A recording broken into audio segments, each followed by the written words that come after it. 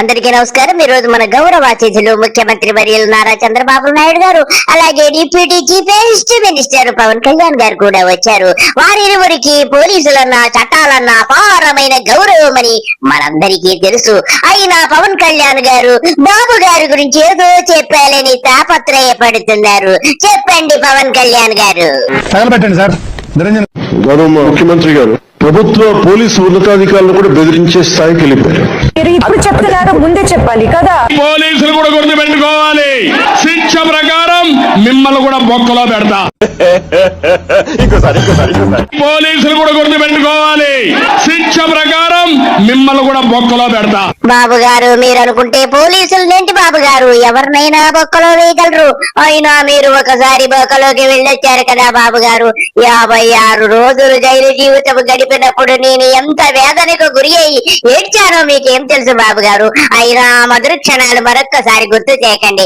ఇకపోతే మీరు over action కొంచెం తగ్గించండి. ప్రభుత్వం మారిందనుకోండి, మరి పోలీసులు మిమ్మల్ని ఊరుకోరు కదా. కాబట్టి మీరు పోలీసుల జోలికి చట్టాల జోలికి వెళ్లకుండా మీ హద్దులో మీరు ఉంటే బాగుంటుందని నా సలహా బాబు గారు. మీరు బాగుంటేనే కదా బాబు గారు నేను బాగుంటాను. నేనెంత బాధపడతారో మీకు తెలుసు కదా. నేను ఫోన్ చేస్తే డీజీపీ ఫోన్ ఎత్తడా? ఏమడిగా నేను ఫోన్ చేస్తే ఫోన్ ఎత్తడా? గవర్నర్ ఫోన్ ఎత్తారా? కేంద్ర మంత్రి ఫోన్ ఎత్తారా? బాబు గారు, మీరు ఇలాగా ఎన్డీఏ కూటమిలో ఉండి మాట్లాడడం బాగోలేదు. నాకొకటి అర్థమవుతుంది, మీకు ఎన్డీఏ కూటమిలో మీ విలువ తగ్గిపోయిందని. అమిత్ షా గారు బోనెత్తలేదని అలా గింజుకుంటున్నారేమిటి? ఈ మధ్య అమిత్ షా గారు మీకు క్లాస్ పీకినట్టుగా కూడా కథనాలు వచ్చాయి. మీ చిన్నబాబు గారి మూటలు కట్టి సింగపూర్ కు తోలుతున్నారని అమిత్ షా గారు కోపపడినట్టుగా తెలుస్తుంది కదా బాబు గారు. హోమ్ మినిస్టర్ గారు ఫోన్ ఎత్తారా? అమ్మ బాబోయ్, వీడితో చాలా డేంజర్. అంటే వాళ్ళందరూ ఫ్రీ బిజీ.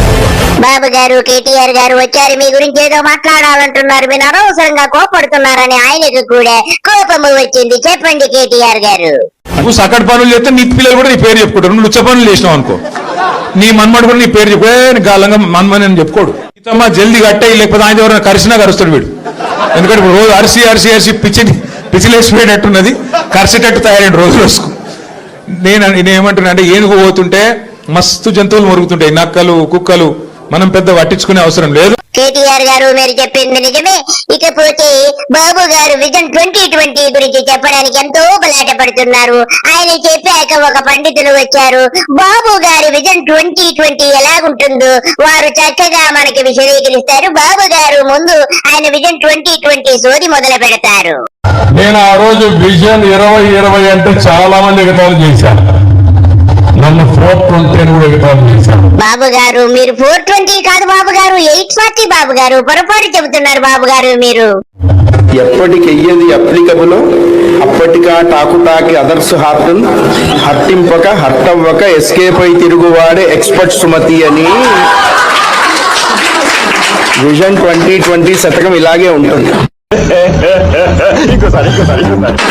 విజన్ 2020 శతకం ఇలాగే ఉంటుంది. గారు, మా బాబు గారి విజన్ గురించి ఎంతో చక్కగా చెప్పారు. మీకు నా ధన్యవాదాలు. ఇకపోతే ఇప్పుడు కేసీఆర్ గారు వచ్చారు. మా బాబు గారు గతంలో ఎంఓయూలు చేసుకున్నారంట విశాఖపట్నంలో. ఎన్ని లక్షల కోట్ల ఎంఓయూలు చేసి ఎంత సంపద సృష్టించారో చెప్పడానికి మా కేసీఆర్ గారు సిద్ధముగా ఉన్నారు. చెప్పండి కేసీఆర్ గారు, మా బాబు గారు ఎంత సంపద సృష్టించారు. ఎంఓయూలు చేసుకుంటాం, ఏ ప్రభుత్వం చేయాల్సింది. అడ్డగోలు జమాబంది దానికి లెక్కలేని కథ అంటే ఏందన్నట్టు ఒక హైప్ క్రియేట్ చేసుడు. దీనికి ఆజుడు, దీనికి గురువు చంద్రబాబు నాయుడు. చంద్రబాబు నాయుడు చెప్పిన లెక్కల బిజినెస్ వచ్చేది ఉంటే ఎంఓయూలు సక్సెస్. ఆంధ్రప్రదేశ్లో ఈ పాటికి 20 లక్షల కోట్లు వచ్చి ఉండాలి. ఆయన ఫస్ట్ టైం అలా సీఎం ఉన్నప్పుడు ఆ ఊళ్ళో పెట్టే కదా, వైజాగ్లో, అమరావతి కదా, వైజాగ్లో పెట్టిండు. వైజాగ్లో ఎవరు వెళ్ళి ఎంఓయూలు చేసిన వాళ్ళంటే వంట మనుషులు చెప్పిండ్రు. ఆ స్టార్ హోటల్లో బయట వంట మనుషులు, వాడు ఎవడ సప్లై చేసేటోళ్ళు, వాడు వచ్చి కూర్చోపోయి సంతకం పెట్టడం పెట్టింటారు పాపం. అవునే అండి, పాపులర్ అయింది అది. ఇప్పుడు మరి ఎక్కడ పెట్టుకోవాలని ఎక్కడ చెప్పండి. ఆగే 10,000 కోట్లు రావాలి, 15 లక్షల కోట్లు, 6 లక్షల కోట్లు, 8 లక్షల కోట్లు. బిజినెస్ మీట్లు పెట్టలే, కాంక్లేవ్లు పెట్టలే. బెస్ట్ పాలసీ చేస్తే ఆటోమేటిక్గా అట్రాక్ట్ అయి వస్తారు. పెట్టండి. మీరు బాగా చేశారని మీరు అనుకుంటున్నారు, ఎండ్ అవుట్కమ్ రావడం లేదు. మీరు బాగా చేశామని అనుకుంటున్నాం నేను కూడా, కానీ ప్రజలు మెచ్చడం లేదు. నన్ను ఏం చేయమంటారు సార్? అరే పెద్ద సమస్య వచ్చి పడిందే, ఇప్పుడు ఏం చేద్దాం? వీళ్ళ వల్ల రాజకీయం పెద్దవాళ్ళు అయిపోయారు. చంద్రబాబు గారు పెద్ద ఆయన అయిపోయారు. ఆయనకి నాకు తెలిసి ఒకటి గౌరవరీత్యా పెన్షన్ ఇచ్చి ఆయన రాజకీయాల నుంచి విరమణ చేయడం చాలా మంచి పని. ఇలాంటి నీతి లేని వ్యక్తులు కూడా నా మీద వేలెత్తి చూపించే పరిస్థితికి వచ్చారంటే అదే బాధ వస్తుంది. బాబు గారు పవన్ కళ్యాణ్ గురించి మనకు తెలియందేముంది? మీ ఇద్దరు కలుసుకుంటారు, విడిపోతారు, మళ్ళా దొడ్లోకి వెళ్ళి హత్తుకుంటారు. అందరికీ తెలిసిందే గాని గతంలో మీరు మీ అబ్బాయి అదేనండి లోకేష్ బాబు గారు ఎన్ని లక్షల కోట్లు దోచేశారు అని కూడా మీ మీద నెపాలు వేశారు. ఒక్కసారి మీకు గుర్తు చేద్దామని ఉంది. పవన్ కళ్యాణ్ గారు చెప్పండి బాబు గారి గురించి. దోపిడీ చేస్తా ఉంటే చూస్తూ ఉండడానికి అంటే మేము మీకు సపోర్ట్ చేసింది 2014లో మీకు అండగా నిలబడ్డాం. కానీ మీరు అనుభవాన్ని మీ పిల్లల దృష్టికి, మీ పిల్లల కరప్షన్ మీ దృష్టికి వచ్చిందో లేదో తెలియదు. మీ అబ్బాయి కరప్షన్, లోకేష్ గారి కరప్షన్. అవునా, నిజమా?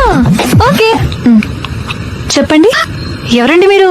మరి ఆ మహాన్ భావుడు మనవళ్ళు ఏం చేస్తున్నారండి ఇప్పుడు? బాధ కలగదా? 2019 ఎన్నికల్లో పవన్ కళ్యాణ్ మాతో కలిసి ఉంటాడో లేదో మాకు తెలియదు. జగన్మోహన్ రెడ్డిని ఎదుర్కోవాలి, అందుకని మేము ఇప్పుడు కరప్షన్ చేసుకుంటామని చెప్పి వాళ్ళు బాహాటంగా మాట్లాడుతుంటే అంతకు మించిన బరి తెగించిన తనకి ఏం మాట్లాడతామండి వాళ్ళందరితోటి? పవన్ కళ్యాణ్ గారు బాబు గారి గురించి, వాళ్ళ అబ్బాయి గురించి, కరప్షన్ గురించి ఎంతో చక్కగా మాట్లాడారు. మీకు సిగ్గు లజ్జ ఉంటే కదా మళ్ళా కలుసుకున్నావుగా. మరి నీది మనిషి జన్మ, ఏ జన్మ, కుక్క జన్మ, పంది జన్మ, నక్క జన్మ అని చెప్పి యావత్ రాష్ట్ర ప్రజలందరూ అంటున్నారు. నీకే కాదు సుమి, నీ గూటాల కూటమి నేతలందరికీ సిగ్గు లజ్జ ఏమీ లేదని చెప్పి ప్రజలందరూ కనుక్కున్నారు. పవన్ కళ్యాణ్ గారు మీ యొక్క భూసర వెళ్లి మాటలన్నీ గమనిస్తున్నారు. మీరిక ఓవర్ యాక్షన్లు చేయకండి, మీకు పోయే కాలము దగ్గరలోనే ఉందని యావత్ రాష్ట్ర ప్రజలందరూ అనుకుంటున్నారు. పవన్ కళ్యాణ్ గారు వెనకొక మాట ముందొక మాట మీ బతుకొచ్చాడా అని చెప్పి కూడా ప్రజలందరూ అంటున్నారు. అందరికీ నమస్కారము, బాయ్.